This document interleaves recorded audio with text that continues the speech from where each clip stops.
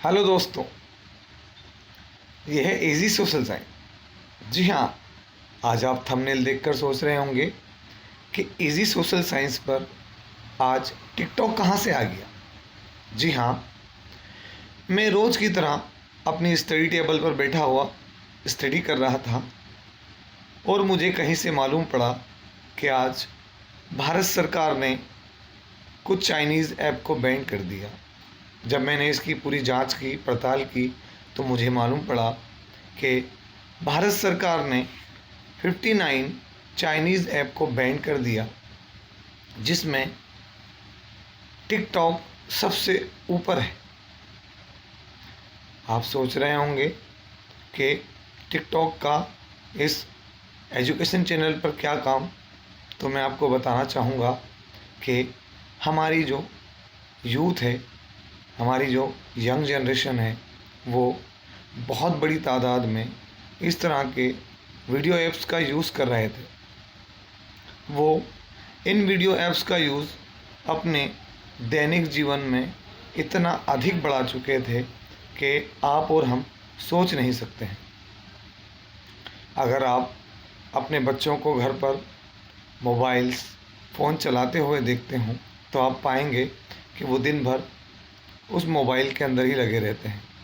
पर आपने कभी गौर से देखा हो तो वो इस तरह के वीडियो मेकिंग ऐप्स के साथ लगे होते थे। इस पर वो कई तरह के fun videos, dancing videos, educational videos और बहुत तरह के वीडियोस बनाते थे। मैं ये नहीं कहूँगा कि इन ऐप्स पर जो है कंटेंट जो डाला जाता था वो गलत है, बट इससे हमें और हमारे देश को क्या फ़ायदा। इससे हमें और हमारे देश को कुछ फ़ायदा नहीं हो रहा था। आप देखेंगे कि आपके और मेरे वक्त में हम लोग ग्राउंड पर खेलते थे। इन ऐप्स के आने के बाद वो ग्राउंड कहाँ गए हमें पता नहीं।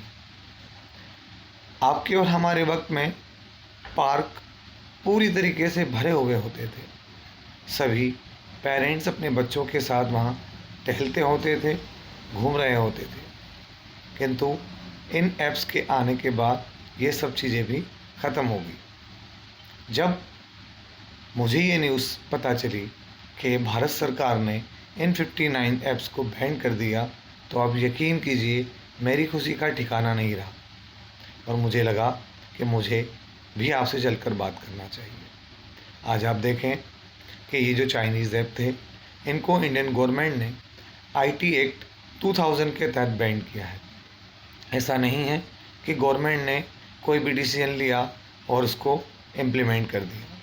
तो मैं आपको बताना चाहूँगा कि ये आईटी एक्ट 2000 क्या है। ये आईटी एक्ट 2000 जो है वो 17 अक्टूबर 2000 को अस्तित्व में आया और इसके अंदर 2 अमेंडमेंट किए गए। पहला अमेंडमेंट 27 अक्टूबर 2008 में और दूसरा अमेंडमेंट 5 फरवरी 2009 में किया गया।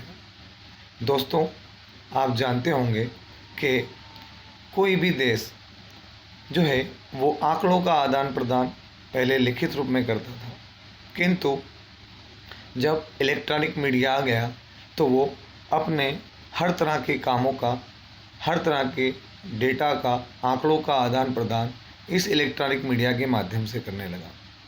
अब आप सोचिए कि ये चाइनीज़ ऐप जिनका हम हमारे दैनिक जीवन में अत्यधिक उपयोग कर रहे थे, तो आप सोचें कि इन ऐप्स के माध्यम से जो चाइना है वो कई तरह के वायरस हमारे सिस्टम में भेज रहा था।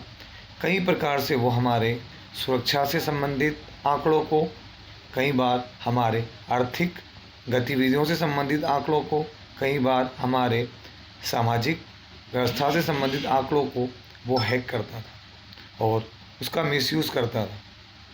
तो हमारे और हमारी गवर्नमेंट के लिए ये बहुत ज़रूरी हो गया था कि वो इन चाइनीज़ ऐप का बहिष्कार करे या इनको बैन करे। आज जब हमारी भारत सरकार ने इस चाइनीज़ ऐप्स को बैन किया है, तो मुझ जैसे एक जिम्मेदार शिक्षक को इस बात की बहुत अधिक खुशी हुई और मैंने इस पर बात करना उचित समझा।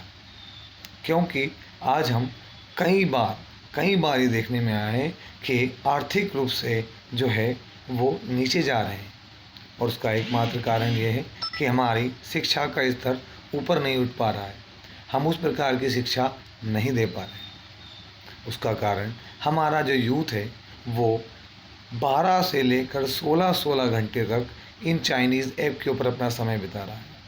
तो जब गवर्नमेंट ने एक अच्छे कदम की शुरुआत की है, तो मेरी आप सभी से एक रिक्वेस्ट है कि आप अपने बच्चों को, अपने नौजवानों को, अपने घर के हर व्यक्ति को ये समझाएं कि इस अपने अनमोल समय को वो एक सही जगह पर इन्वेस्ट करें। और जो बच्चे हैं जो कि मिडिल और हायर सेकेंडरी के अंदर शिक्षा हासिल कर रहे हैं, उनको ये चाहिए कि वो अब अपना ये जो कीमती समय है वो भारत के पुनर्निर्माण में दें। क्यों? क्योंकि सरकार ने अपनी जिम्मेदारी बहुत अच्छे से निभा दी। उसने इन 59 चाइनीज़ ऐप को बैन कर दिया। अब जो हम समय इन ऐप्स पर दे रहे थे, हमें चाहिए कि वो ये समय हम अब अपनी शिक्षा पर दें, अपने इम्प्रूवमेंट पर दें, हमारे फ्यूचर के बारे में सोचें, फ्यूचर ओरिएंटेड जो हमारे प्रोग्राम्स हैं उनको डेवलप करें, गवर्नमेंट को सहयोग करें। आई होप कि आपको मेरी बात अच्छी लगी होगी, तो प्लीज़ कमेंट बॉक्स में ज़रूर बताएं और मेरे चैनल को लाइक करना ना भूलें। Till then, good bye.